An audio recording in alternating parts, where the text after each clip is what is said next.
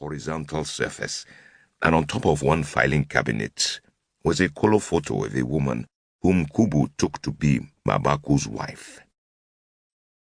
Eventually, Mabaku looked up and glared at Kubu. He shook the letter in the air. "It's your fault.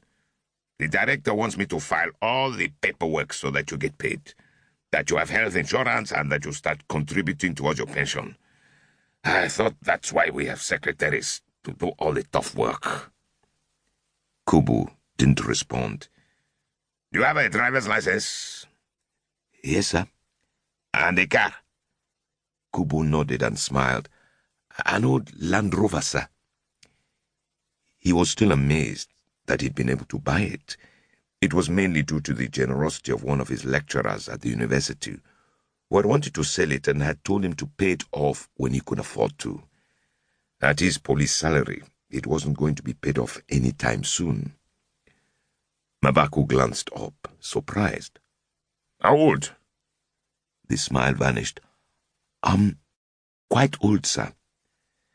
Mabaku picked up a sheet of paper and handed it to Kubu. "Fill this out and take it to Miriam, the director's assistant. It authorizes you to take a car from the pool if you need one. Use one of them for business rather than your Land Rover. There are usually 2 or 3 pool cars at the back of the building. Check they haven't been reserved before you take one." He scratched his head.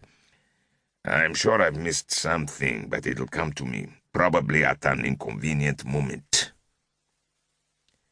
There was a long silence, something that Kubu was good at maintaining. "Do you fit into your office?" Mabaku asked at last. "I'm sorry it's so small, but it's the only one we've got. Have they stocked it with pens, notebooks, the usual forms, and so on?" "Nobody's shown me my office, sir." "God damn it!" Mabaku pounded the top of his desk. "That Elias at reception is already trying to cause trouble for you." "I don't understand." "It's my fault. I just hope it doesn't become too much of a problem for you." Kubu frowned. "You impressed the right people at the university. They persuaded me you'd be wasted spending several years in uniform on the beat. So we took a chance and hired you as soon as you graduated. We've never done that before. Just ignore Elias and others like him. That's my advice. They're just jealous." I was expecting something like that." Kubu shrugged. Mabaku looked through the papers on his desk. "I think that's all for now. Any questions?" "Yes, sir. What's my first job? I'm keen to get to work." "We meet every Monday in the room, at the end of the passage. We're meeting in 15 minutes, in fact. We'll find out then what's happened over the weekend.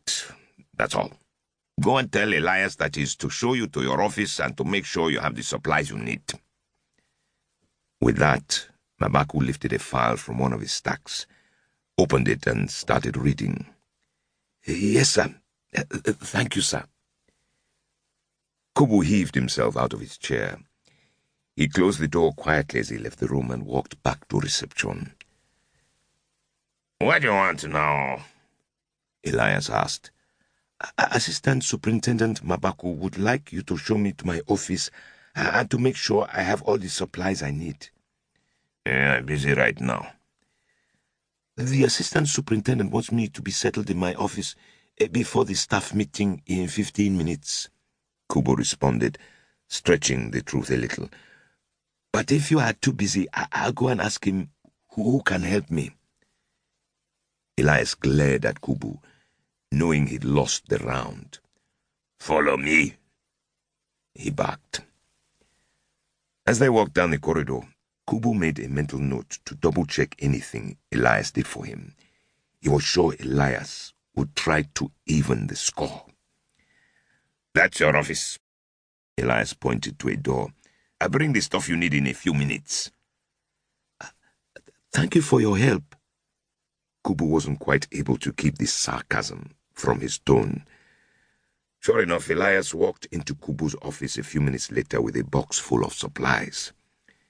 Again, Kubu thanked him, but Elias just glowered.